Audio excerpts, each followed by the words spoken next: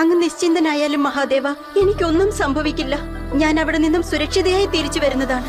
നാം യജ്ഞത്തിന് പോവുക എന്നത് അസംഭവമാണ്. കാരണം അവിടെ ചെന്നാൽ നിനക്ക് അഹിതങ്ങൾ മാത്രമേ സംഭവിക്കൂ. അഹിതം അഹിതം അഹിതം. കേട്ടോളൂ, അങ്ങെന്റെ കൂടെ വന്നില്ലെങ്കിലും സാരമില്ല. ഞാൻ നിശ്ചയം ഈ യജ്ഞത്തിന് പോകുന്നതാണ്. ആ കാബാലിക്ക് നമ്മെ എന്ത് ചെയ്യുവാൻ സാധിക്കും? ചണ്ടാളൻ, ശവങ്ങളോടൊത്ത് വസിക്കുന്ന മൂഢൻ. ഇന്ന് ഞാൻ മനസ്സിലാക്കുകയാണ്, ദാക്ഷായണിയായി ജന്മമെടുത്തത് എത്ര വലിയ ശാപമായി പോയി എന്ന്. നശിപ്പിക്കേണ്ടിയിരിക്കുന്നു ഈ ശരീരത്തെ. നശിപ്പിച്ചേ മതിയാവൂ ഈ ശരീരം. ഇതിനുശേഷം എനിക്ക് എന്റെ മഹാദേവൻ പ്രാപ്തമായേക്കാം. എന്റെ മഹാദേവനെ ഈ തരുണം നമിച്ചുകൊണ്ട് ഞാൻ എന്റെ ഈ യോഗ്യ ശരീരത്തെ സ്വയം ഊർജിതമായ യോഗാഗ്നിയിൽ ഭസ്മീകരിക്കുകയാണ്.